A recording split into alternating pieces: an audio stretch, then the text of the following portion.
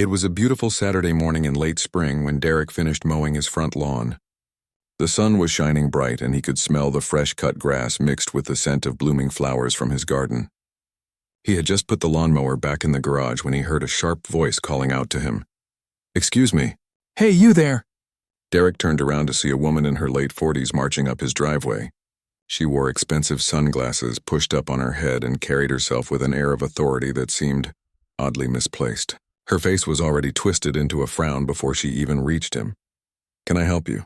Derek asked politely, wiping the sweat from his forehead with a towel. The woman stopped a few feet away from him, crossing her arms tightly across her chest. "I'm Patricia, and I need to know who you work for. The owners of this house are very particular about their lawn service, and I've never seen you around here before." Derek blinked in confusion. He had lived in this house for 3 years now, and while he didn't know every single neighbor, he certainly knew most of the people on his street. This woman, however, was completely unfamiliar to him. "I'm sorry, there seems to be a misunderstanding," Derek said calmly. "I own this house. I'm not the lawn service." Patricia's expression shifted from suspicious to almost amused, as if Derek had just told her a joke that wasn't funny. "That's impossible. The couple who owns this property is away on an extended trip. I know them personally. So you need to tell me the truth right now or I'm calling the police." Derek felt his stomach tighten. He had dealt with uncomfortable situations before, but something about this woman's tone and the way she was looking at him made him realize exactly what was happening. This wasn't just a simple case of mistaken identity. "Ma'am, I really do own this house," Derek repeated, keeping his voice steady. "I've lived here since 2022. Maybe you're thinking of a different property." "Don't play games with me," Patricia snapped, pulling out her phone. "I walk this neighborhood every single day.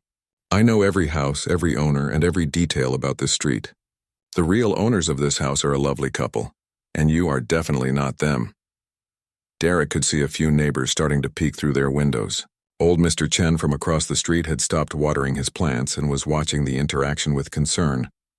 Derek felt a flash of embarrassment, not because he had done anything wrong, but because he was being forced to defend his right to exist in his own space. "Look, I can show you my driver's license," Derek offered, pulling out his wallet. "The address matches this house. I have mortgage documents inside if you need more proof." Patricia barely glanced at the license Derek held out. "Anyone can fake an ID, and how would you have mortgage documents if you don't own the place? You probably stole those too. I'm telling you, I know the real owners, and you are not one of them. Ma'am, with all due respect, I don't know what else to tell you. This is my house. I pay the mortgage every month. I've been living here for years." "Oh, really?" Patricia's voice dripped with sarcasm. "Then who did you buy it from? What's the exact purchase price? When did you close on it?" Derek felt his patience beginning to wear thin, but he maintained his composure. "I bought this house from the Henderson family in July of 2022 for $475,000. We closed on July 15th. Is there anything else you'd like to know about my personal financial business?" Patricia waved her hand dismissively. "You probably looked that up online. Property records are public. That doesn't prove anything. For all I know, you broke in while the owners were away and you're squatting here, or maybe you're casing the place to rob it later." At that moment, Derek's neighbor Tom came walking over from his house next door. Tom was a retired teacher who had lived on the street for over 20 years, and he had been one of the first people to welcome Derek to the neighborhood when he moved in. "Patricia, what's going on here?" Tom asked, though his tone suggested he already knew. "Tom, thank goodness," Patricia said, her voice suddenly sugary sweet. "I'm trying to get this man to tell me who he works for. The Hendersons wouldn't want random people on their property without permission." Tom looked at Patricia with an expression of disbelief. "The Hendersons sold this house 3 years ago. Derek here is the owner. He's been a wonderful neighbor. Maybe you should apologize and move along." Patricia's face flushed red. "That's ridiculous, Tom. Why would the Hendersons sell? They love this house. And even if they did sell, how would—" She paused, gesturing vaguely at Derek. "How would he be able to afford a house in this neighborhood?" The implication hung in the air like poison. Tom's expression hardened and Derek felt his jaw clench. He had worked incredibly hard to get where he was. He had spent 15 years building his career, saving every penny he could, sacrificing vacations and luxuries so that one day he could afford a home in a safe, beautiful neighborhood. And now this woman was standing in his driveway suggesting he didn't deserve it or couldn't possibly have earned it. "I think you need to leave," Derek said firmly. This is my property and you're not welcome here. I'm not going anywhere until the police verify your story, Patricia shot back, her fingers already dialing on her phone. We have rules in this neighborhood. We have standards. We can't just have anyone wandering around claiming they live here. Anyone? Derek repeated, his voice quiet but sharp. Is that what you said, anyone? Patricia realized her slip but doubled down instead of backing off. You know what I mean? We have to be careful. Property values matter. Safety matters. I'm doing this for the good of everyone who actually belongs here. By now, more neighbors had emerged from their houses. A young woman named Kelly, who lived 3 houses down, was openly recording the interaction on her phone. Mr. Chen had crossed the street and stood next to Tom, his arms folded in a clear show of support for Derek. Ma'am, I'm going to ask you one more time to leave my property, Derek said, his voice carrying across the lawn. You've made it very clear what this is about, and I won't tolerate harassment in my own home. Harassment? Patricia laughed, though there was a nervous edge to it now. I'm protecting this neighborhood. Someone has to, and when the police get here, they'll see that I was right to be concerned. They'll want to know how you got into that house. They'll want to see proof of ownership. Real proof, not some fake ID. Derek pulled out his phone and opened his security camera app. He had installed cameras 6 months ago, partly for security and partly because there had been a few incidents that made him uncomfortable. Nothing major, just small things. A note left on his car windshield about keeping his trash cans off the street. A passive-aggressive message in his mailbox about maintaining his lawn to neighborhood standards, even though his lawn was immaculate. He had suspected someone was watching him a little too closely, and now he knew who. The police are welcome to come, Derek said calmly. In fact, I insist on it. Because while they're here, I have some things I'd like to report as well. Patricia's confident expression faltered for just a moment. What are you talking about? I'm talking about the fact that my security cameras have recorded you in my backyard twice in the past 6 months. I'm talking about harassment. I'm talking about trespassing. So yes, let's wait for the police together. I think this conversation is just getting started.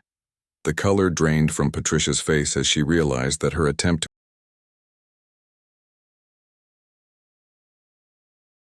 Patricia's face went from pale to bright red in seconds. She opened her mouth to speak, then closed it again, clearly trying to find words that wouldn't make her situation worse. But Derek could see that her embarrassment was quickly turning into anger, the kind of anger that comes from being caught doing something wrong. That's ridiculous, Patricia finally sputtered. I've never been in your backyard. You're making that up to get out of trouble. Those cameras probably don't even work. Or you're lying about what's on them. Derek simply held up his phone, showing her the screen. Even from a distance, she could see the thumbnail images of the recorded footage. One showed a woman who looked exactly like her standing near his back fence. The timestamp was clearly visible. Would you like me to play it for everyone here? Derek asked. His voice was calm, but there was steel underneath it. Or should we wait for the police to review it? Patricia's hand started shaking slightly. She gripped her phone tighter and turned to the small crowd of neighbors that had gathered. This is insane. I was just trying to help. We all know that property crime has been going up in this area. I was being a good neighbor, keeping an eye on things. That's what communities do. They look out for each other. By trespassing on private property? Tom asked, raising his eyebrows.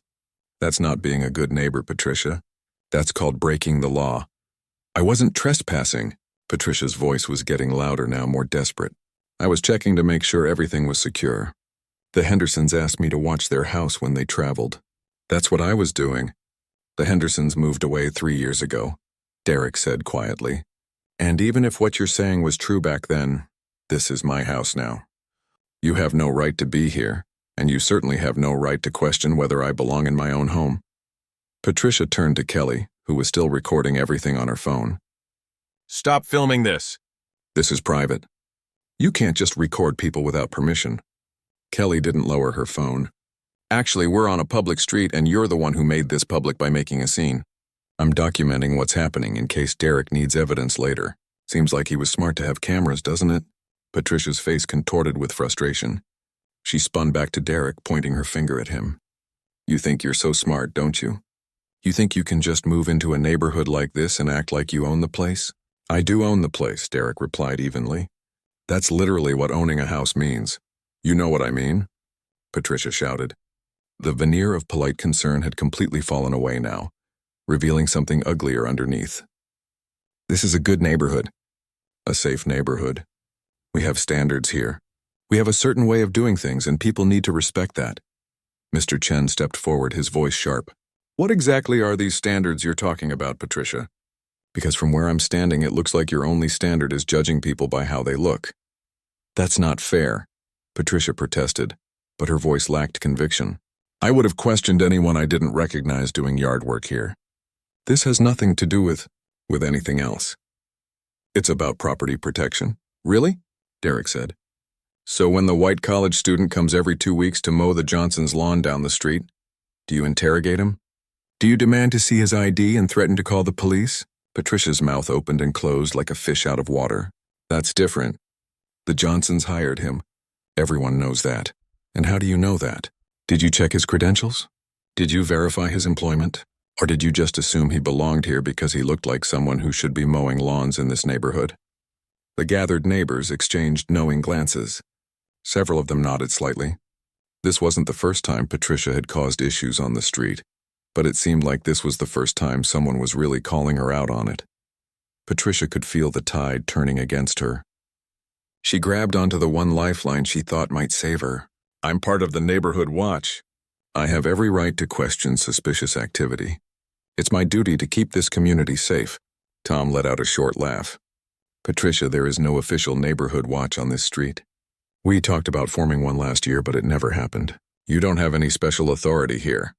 Well, someone needs to take responsibility. Patricia was practically yelling now. Someone needs to make sure that our property values don't drop because the wrong kind of people start moving in. Do you know what happens to neighborhoods when standards slip? Do you know what happens to home prices? The silence that followed her words was deafening. Even Patricia seemed to realize that she had finally said the quiet part out loud. The thing she had been dancing around, the real reason behind all her questions and accusations. It wasn't about protecting property. It wasn't about neighborhood safety.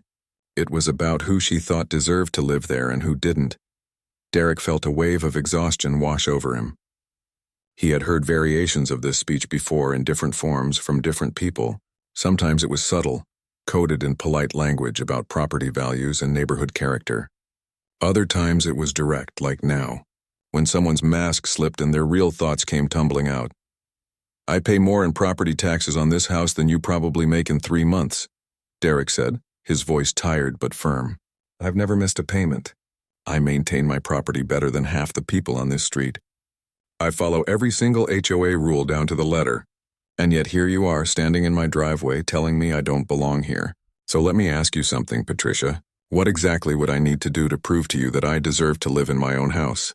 Would I need to show you my tax returns? My credit score? My college diplomas? Would any of that be enough, or would it never be enough? Patricia had no answer. She looked around at the neighbors, clearly hoping someone would come to her defense, but no one moved. Kelly was still filming. Tom and Mr. Chen stood firmly beside Derek. Even the other neighbors who hadn't said anything were looking at Patricia, with expressions ranging from disappointment to disgust. In the distance, the sound of a siren grew louder. The police were arriving. Patricia seemed to take this as a victory, standing up straighter and smoothing down her shirt. Finally, she said, trying to regain some composure. Now we'll get this sorted out properly. The police will check everything and confirm what I've been saying. Derek pulled out his phone again and opened a folder of documents. Inside were photos of his mortgage papers, his deed, his property tax receipts, and dozens of other pieces of documentation proving his ownership.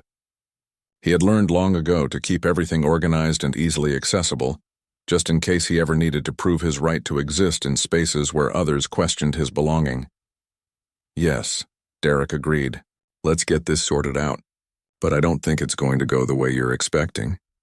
2 police cars pulled up to the curb, 4 officers stepped out, and Patricia immediately rushed toward them, her words tumbling out in a frantic stream of accusations and concerns. Derek watched quietly, waiting his turn to speak. He noticed that one of the officers, a woman with dark hair pulled back in a tight bun, was watching Patricia with a skeptical expression. The other 3 officers approached the scene more cautiously, taking in the gathered neighbors and the obvious tension in the air. Derek took a deep breath. This was the moment that would determine how the rest of his day, possibly the rest of his week, would unfold. He had been in situations like this before, where a simple misunderstanding could spiral into something much worse depending on how the authorities chose to handle it. But this time he had evidence. He had witnesses.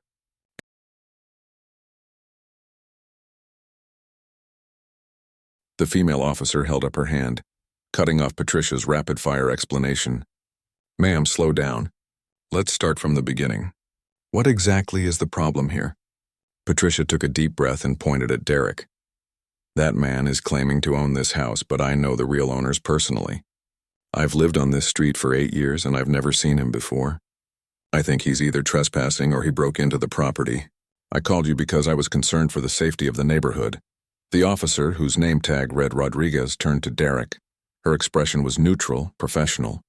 "Sir, do you live at this address?" "Yes, officer, I do," Derek replied calmly. "I've owned this house for 3 years. I have all my documentation inside if you'd like to see it." Officer Rodriguez nodded. "I'd appreciate that." "Do you mind if we step inside?" "Not at all," Derek said. He turned to walk toward his front door and Patricia immediately started to follow.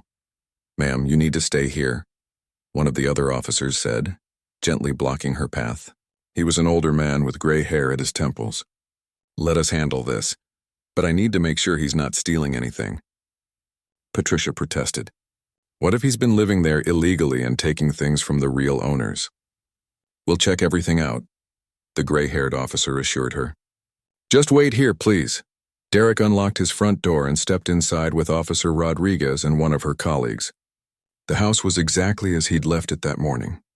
Family photos on the walls showing Derek at various stages of his life. His college graduation photo in a frame on the bookshelf. A picture of him holding the keys on the day he closed on the house, standing in front of this very same front door with the biggest smile on his face. Officer Rodriguez glanced around, taking in the details. "How long did you say you've lived here?" 3 years, Derek replied. "I moved in July 15th, 2022. Would you like to see my mortgage documents?" "Please." Derek walked to his home office and pulled out a file folder from his desk drawer. Inside were his mortgage papers, his deed, his homeowner's insurance policy, and several months of utility bills all addressed to him at this address. He handed the folder to Officer Rodriguez, who began looking through it carefully. Her partner, a younger officer named Hayes, was looking at the photos on the walls. "Is this you?" he asked, pointing to the graduation photo. "Yes, that's me getting my master's degree," Derek said. "Computer science. That was about 10 years ago now." Officer Rodriguez looked up from the documents. "These all look legitimate. The deed is in your name, the mortgage is current, everything checks out." She paused, studying Derek's face. "So what do you think is really going on here?" Derek had been waiting for this question. "Honestly, officer, I think my neighbor out there doesn't believe someone who looks like me should be able to afford a house in this neighborhood. This isn't the first time she's bothered me, but it's the first time she's been this aggressive about it." Officer Hayes frowned. "What do you mean it's not the first time?" "I have security cameras," Derek said. "I installed them about 6 months ago because I kept finding weird notes on my car and in my mailbox. Things about making sure I keep the property up to standards, comments about maintaining the neighborhood's character. At first I thought maybe it was the HOA being overly particular, but the notes weren't official. They were just printed on regular paper and left anonymously." "And you think this woman was leaving them?" Officer Rodriguez asked. "I didn't know for sure until I checked my camera footage earlier today," Derek admitted. "But yes, I have video of her coming into my backyard twice. Once about 4 months ago and once about 6 weeks ago. She wasn't supposed to be back there. That's trespassing." Officer Rodriguez and Hayes exchanged a glance. "Can we see that footage?" Rodriguez asked. "Absolutely." Derek pulled out his phone and opened the security app. He pulled up the first video and handed the phone to the officers. The footage was clear. It showed Patricia walking along the side of Derek's house, looking around nervously as if checking to see if anyone was watching. She stopped at the back fence, appeared to take some photos with her phone, then left a piece of paper wedged into the back door handle before leaving the way she came. "That's definitely her," Officer Hayes said. Derek pulled up the second video. This one showed Patricia in his backyard again. this time peering through his back windows and trying the door handle to see if it was locked. She spent almost 5 minutes looking around his property before leaving. Officer Rodriguez's expression had hardened. "Mr. Derek Wilson. Mr. Wilson, this is definitely trespassing, and given the context of what happened today, this looks like a pattern of harassment. Do you still have any of those notes she left?" "I kept them all," Derek said. "I had a feeling I might need them someday. They're in my office." Derek retrieved a small stack of notes from another folder. The officers read through them, and their expressions grew more serious with each one.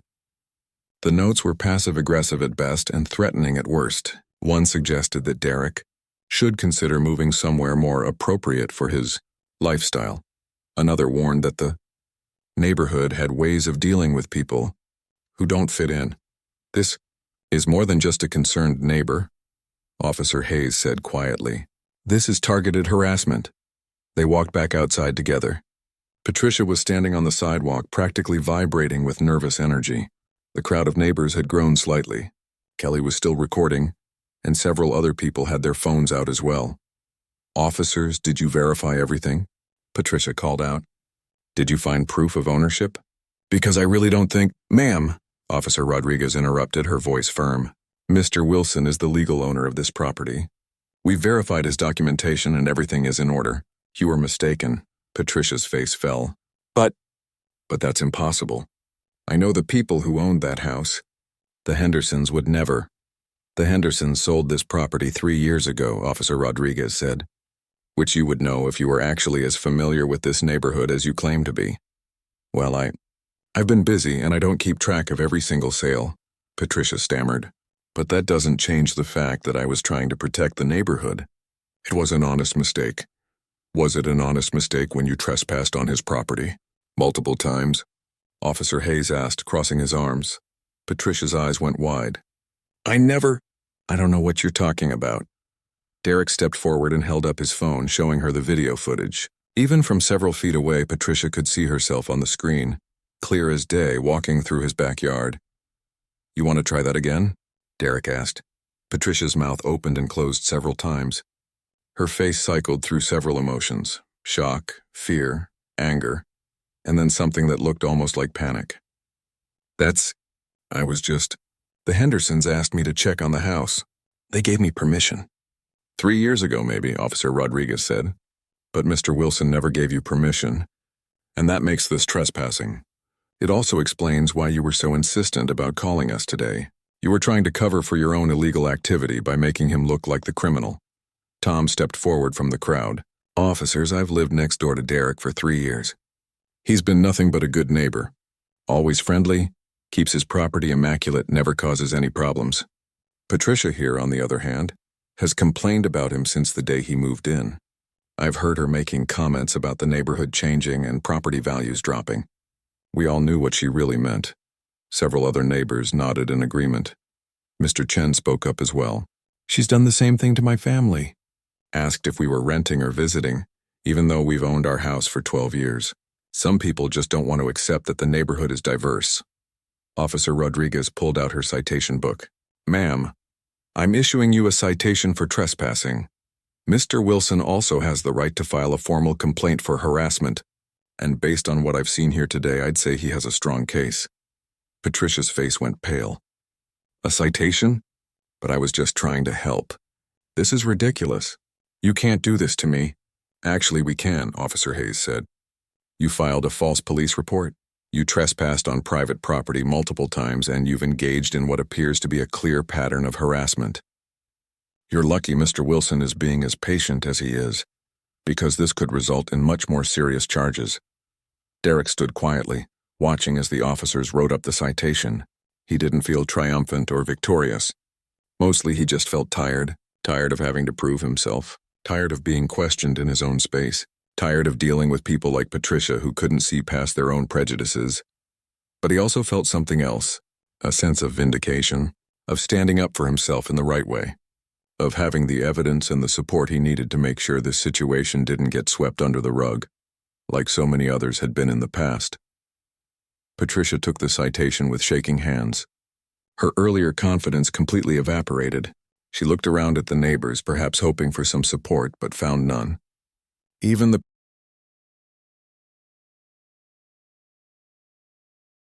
the officers finished their report and turned to Derek. You have everything you need if you want to pursue this further. I'd recommend filing a restraining order just to make sure she stays away from your property. Derek nodded. I'll do that. Thank you, officers. As the police cars drove away, Patricia stood alone on the sidewalk, still holding her citation. The neighborhood watch she had appointed herself to lead had turned against her. And Derek knew this was just the beginning of the consequences she was about to face. Patricia stood on the sidewalk, staring at the citation in her hands like it was written in a foreign language. Her face had gone from red to white to red again, and Derek could see her hands trembling. The small crowd of neighbors hadn't dispersed yet. Most of them were still watching, some with their phones still recording. This isn't over, Patricia said suddenly, her voice cracking slightly. I'll fight this. I was doing what any responsible neighbor would do. You'll all see. When crime goes up in this neighborhood, you'll all wish you had listened to me. Patricia, just stop, Tom said, shaking his head. You're only making this worse for yourself. Go home. But Patricia wasn't ready to accept defeat. She turned to the other neighbors, gesturing wildly. Don't you see what's happening here? He moved in and suddenly we're all supposed to just accept it. What about our safety? What about maintaining standards? Someone has to care about these things. Kelly lowered her phone and spoke up, her voice cutting through Patricia's rambling. The only threat to this neighborhood is people like you who think they get to decide who belongs here and who doesn't. Derek has been nothing but kind since he moved in. He helped my grandmother carry her groceries last month when her back was bothering her. He volunteered to shovel Mr. Chen's driveway last winter when it snowed. What have you done except complain and spy on people? Several neighbors murmured in agreement. Derek remembered helping Kelly's grandmother. She had been struggling with heavy bags and he had just finished his own shopping. It was a small thing, barely worth mentioning, but apparently people had noticed. Patricia looked around desperately, but she was alone in her corner. Fine, she spat out. Fine, but this isn't finished. I know people. I have connections. My husband works for a law firm. We'll see what they have to say about all of this. Derek had been quiet up until this point, letting the situation unfold naturally. But now he decided it was time to reveal something he had been holding back. Something that would change the entire dynamic of this confrontation. Actually, Derek said calmly, since you mentioned lawyers, I should probably tell you something. I am a lawyer. I specialize in civil rights cases, specifically housing discrimination and harassment. So when you say you know people, I want you to understand that I know the law. I know exactly what my rights are, and I know exactly what kind of case I can build against you. The color drained from Patricia's face again. Her mouth opened, but no words came out. The neighbors exchanged surprised glances. Even Tom, who had been Derek's neighbor for 3 years, looked shocked by this revelation. You're a lawyer? Patricia whispered. Yes. I work from home most days, which is why you probably see me around so often. I've been documenting every incident of harassment since I moved in, not just the recent ones. Every note, every strange comment, every time you've walked past my house and made remarks loud enough for me to hear through my windows. I have dates, times, and in many cases video or audio recordings. I've been building a case file, waiting to see if things would improve on their own, or if I'd need to take legal action. Derek pulled out his phone and opened a different app. I also have statements from several neighbors about your behavior. Tom gave me one about 6 months ago when he noticed the pattern. Mr. Chen provided one as well, and I'm guessing after today a few more people might be willing to come forward. Tom nodded. I told Derek to document everything. I've seen this kind of thing before in other neighborhoods. It usually doesn't stop unless someone takes a stand. Patricia's lawyer threat suddenly seemed very hollow. Her husband might work for a law firm, but Derek was the law firm. And more importantly, he had been professionally preparing for this possibility since the harassment began. I'll be filing a formal restraining order on Monday, Derek continued, his voice steady and professional now. The court will review the evidence, including today's incident with the false police report. I'm also filing a civil complaint for harassment, emotional distress, and invasion of privacy. Given the documented pattern of behavior and the clear discriminatory nature of your actions, I believe I have a very strong case. Discriminatory? Patricia seized on the word like a lifeline. I never said anything discriminatory. I never mentioned race or anything like that. You can't prove discrimination. Derek smiled, but it wasn't a friendly smile. Actually, discrimination law doesn't require explicit statements about race. It's about pattern and practice. When you question a black homeowner's right to be in his own house, but you don't question white service workers in the neighborhood, that establishes a pattern. When you leave threatening notes only at my house despite claiming to care about the whole neighborhood's standards, that establishes targeting. When you trespass on my property while claiming you're protecting it, that shows your real motivation. I don't need you to use slurs or explicit language. Your actions speak loudly enough. The legal explanation seemed to hit Patricia like a physical blow. She stumbled back a step, nearly tripping over the curb. One of the neighbors reached out to steady her, but she shook off the help. My husband will hear about this, Patricia said weakly. We'll fight this. You're welcome to try, Derek replied. But I should mention that false police reports can result in criminal charges, not just civil ones. Officer Rodriguez made note of that in her report. And if you continue to harass me or retaliate in any way, that will only add to the case against you. So I'd strongly suggest you consult with your husband's law firm before you do anything else. A good lawyer would tell you to stay far away from me and my property from now on. Patricia looked like she wanted to say something else, but thought better of it. She clutched her citation and started walking away, her earlier confidence completely shattered. She moved quickly, almost running, desperate to escape the stares and whispered comments of the neighbors. After she disappeared around the corner, the crowd slowly began to break up. But several neighbors came over to Derek to apologize and offer support. Kelly was first. I'm so sorry you had to deal with that. I had no idea it had been going on for so long. If you need my recording for your case, you can have it. I appreciate that, Derek said. I'll let you know if I need it.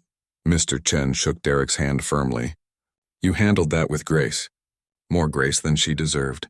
My wife and I want you to know we support you completely. If you need statements or witnesses, we're here. Tom clapped Derek on the shoulder. I wish you had told me you were a lawyer earlier. I've been worried about you dealing with all this on your own. Derek smiled, a real smile this time. I needed to see how far it would go before I played that card. And honestly, I hoped it wouldn't come to this. I just wanted to live my life in peace. You deserve that, Tom said. We all do. And hopefully after today you'll get it. As the neighbors drifted back to their houses, Derek stood in his driveway for a moment looking at his home. The home he had worked so hard to afford. The home he had every right to own and enjoy. For 3 years he had dealt with Patricia's harassment, hoping it would stop on its own. Trying to be patient and understanding. But patience had its limits. He pulled out his phone and sent a quick email to his legal assistant at the office. Need to file a restraining order and civil complaint on Monday. We'll send full documentation tomorrow. This one's personal. The reply came back almost immediately. On it. Let me know if you need anything else. Derek walked back into his house and closed the door behind him. The satisfaction he felt wasn't about revenge or punishment. It was about finally drawing a line, about standing up not just for himself, but for everyone who had ever been made to feel like they didn't belong in their own home. He sat down at his computer and began organizing all his documentation into a comprehensive file. Video footage, photographs of the notes, screenshots of relevant text messages with neighbors, a detailed timeline of incidents, everything organized and labeled, ready for court. His phone buzzed with a text from Tom. Heads up, Kelly's video is going viral. It's already got a few thousand views on social media. People are identifying Patricia in the comments. Derek sighed. He hadn't wanted public attention, but he supposed it was inevitable in today's world. Everything ended up online eventually. He just hoped it would put enough pressure on Patricia to accept the restraining order without a fight. Another text came through, this time from a number he didn't recognize. Hi, this is Beverly from 3 streets over. I saw what happened today. Patricia did something similar to us when we moved in last year. We're Asian, and she kept asking if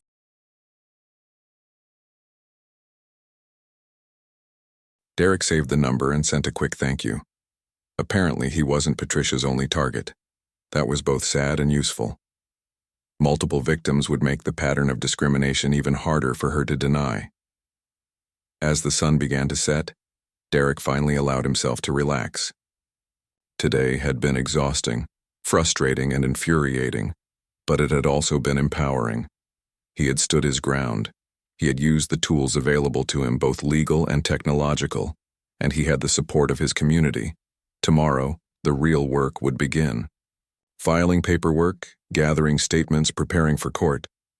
But tonight he would rest in his own home, on his own property, without fear or doubt about his right to be there, and that felt like a victory all on its own. The video spread faster than Derek could have imagined. By Sunday morning, Kelly's recording had been shared thousands of times across multiple platforms. People were tagging local news stations, community groups, and even national media outlets. The comments section was filled with similar stories, from people who had experienced the same kind of treatment in their own neighborhoods. Derek's phone kept buzzing with notifications. Messages from old law school friends who had seen the video, emails from potential witnesses in the neighborhood, even a few interview requests from local reporters. He ignored most of them, focusing instead on preparing his legal documentation. By Monday afternoon, something unexpected happened. Derek received a call from a woman who introduced herself as the Director of Human Resources at Riverside Realty, the company where Patricia worked as a real estate agent. "Mr. Wilson, I'm calling because we've become aware of a situation involving one of our agents," the woman said, her voice professional but tense. "We've seen the video that's been circulating online, and we've received numerous calls and emails from concerned community members. I want you to know that we take these matters very seriously." Derek leaned back in his office chair. "I appreciate you calling, but I'm not sure what you're hoping to accomplish with this conversation. We're conducting an internal investigation," she continued. "The behavior displayed in that video doesn't reflect the values of our company. We serve diverse communities, and we cannot have agents who demonstrate bias or harassment toward any group of people. It affects our reputation, and frankly, it's a liability we can't accept." "So what are you telling me?" Derek asked. There was a pause on the other end. "As of this morning, Patricia is no longer employed with Riverside Realty. We wanted to inform you directly and apologize for any distress this situation may have caused. We're also implementing additional training for all our agents on fair housing practices and unconscious bias." Derek hadn't expected that. He knew the video was public, but he didn't think it would result in Patricia losing her job so quickly. Part of him felt a twinge of something, though he couldn't quite call it guilt. She had brought this on herself through her own actions. "I appreciate you letting me know," Derek said finally. "And I'm glad your company is taking it seriously." After the call ended, Derek sat quietly for a moment. The consequences were piling up faster than he had anticipated. But this was what accountability looked like. Patricia had spent years making assumptions about who deserved to live in certain neighborhoods, and as a real estate agent, those biases could have affected countless families looking for homes. Maybe her termination would prevent her from discriminating against other potential home buyers. On Tuesday, Derek filed his restraining order and civil complaint at the courthouse. The process was straightforward since he had everything meticulously documented. The judge granted a temporary restraining order immediately, requiring Patricia to stay at least 500 feet away from Derek's property and to have no contact with him whatsoever. That evening, Tom knocked on Derek's door holding a plate covered in aluminum foil. "My wife made too much lasagna," he said with a grin. "Thought you might want some." Derek invited him in, and they sat in the kitchen while Derek heated up 2 portions. It felt good to have a normal conversation after the chaos of the past few days. "The neighborhood's been talking," Tom said, taking a bite of lasagna. "In a good way, mostly. A lot of people are saying they should have spoken up sooner. Beverly from Oak Street came by yesterday and told me about her experience with Patricia. Sounds like there are at least 4 other families who dealt with similar harassment." "Yeah, she reached out to me," Derek said. "I've been collecting statements. The pattern is clear. Patricia targeted anyone she didn't think fit her image of what the neighborhood should look like." Tom shook his head. 8 years she's been doing this and nobody stopped her. I feel guilty about that. I saw what was happening to you and I gave you advice, but I didn't confront her directly." "You were a witness when it mattered," Derek replied. "And you've been a good neighbor. That counts for something." Over the next week, the story continued to develop. A local news station ran a segment about discrimination in suburban neighborhoods, using Derek's case as a focal point. They interviewed him, several neighbors, and even brought in experts to discuss the broader implications of racial profiling in residential areas. Derek used the platform to talk about something bigger than just his own experience. "This isn't really about one person or one incident," he said during the interview. "It's about the assumptions we make based on how people look. It's about who we think belongs in certain spaces and why we think that. I'm a lawyer with 2 degrees and a stable career, and I still had to prove my right to exist in my own home. Imagine how it feels for people who don't have the resources or knowledge to fight back." The response was overwhelming. Derek received messages from people all over the country sharing their own stories. A professor who was questioned by police while entering his own office building. A doctor who was asked to show identification at the hospital where she worked. A business owner who was followed around stores in the very mall where his company had a location. The stories poured in, each one a reminder that Derek's experience wasn't unique or isolated. Meanwhile, Patricia's life had taken a sharp downturn. After losing her job, several of her social connections in the neighborhood began to distance themselves from her. Derek heard through Tom that she was having trouble finding new employment because potential employers were discovering the viral video during background searches. Her husband, who did work at a law firm, reportedly advised her not to fight the restraining order or contest Derek's civil suit. By the end of the month, Patricia's house went up for sale. Derek saw the sign go up one morning while getting his mail. He felt a complicated mix of emotions about it. He hadn't set out to drive anyone from the neighborhood. He had simply wanted to be left alone to live his life in peace. But Patricia's actions had consequences, and those consequences were now forcing her to leave. The civil case was settled out of court. Patricia's lawyer contacted Derek with an offer: a formal written apology, financial compensation for emotional distress, and an agreement that Patricia would never contact Derek again or discuss the case publicly. Derek's lawyer advised him that going to trial could be lengthy and stressful, even with a strong case. Derek accepted the settlement. The money wasn't the point. The apology, written in legal language that Patricia's lawyer had clearly drafted, felt hollow. But the peace of knowing she would stay out of his life was worth more than any court victory. The Homeowners Association reached out to Derek with an invitation to join their board.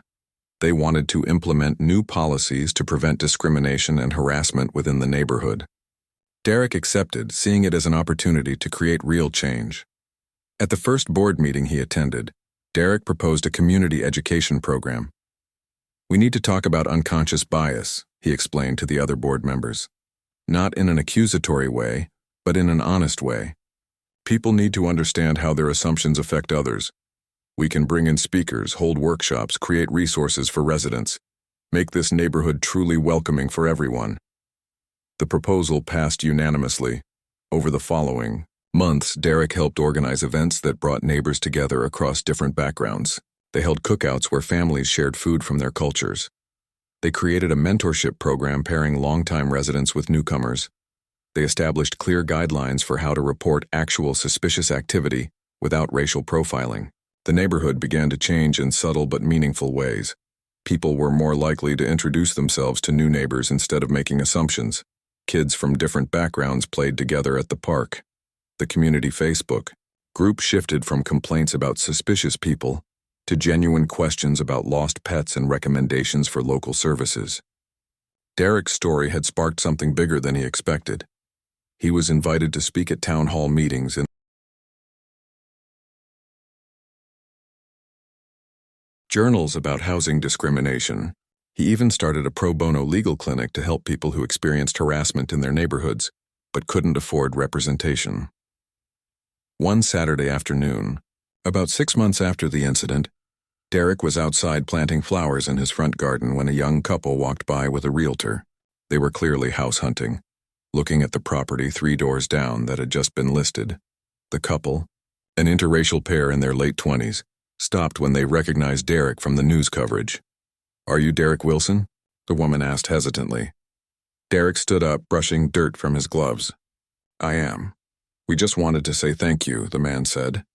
"We've been looking at houses in different neighborhoods, and honestly, we've been nervous about whether we'd be welcome.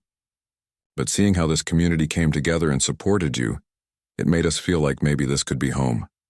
Derek smiled, a genuine warmth spreading through his chest. This is a good neighborhood. Most people here are kind and welcoming, and the ones who aren't, well, they don't last long. The couple laughed and thanked him again before continuing their tour. Derek watched them go, then looked back at his house. His home. The place he had fought for the right to simply exist in peace. The flowers he was planting would bloom in a few weeks, adding color to the lawn he had been mowing that day when Patricia first confronted him. That confrontation had changed everything, but not in the way she intended. Instead of driving Derek away, it had strengthened his resolve and his connection to the community. Derek went back to his gardening, humming quietly to himself. The past months had been exhausting and emotionally draining, but they had also been empowering. He had stood up not just for himself, but for everyone who had ever been made to feel like they didn't belong, and in doing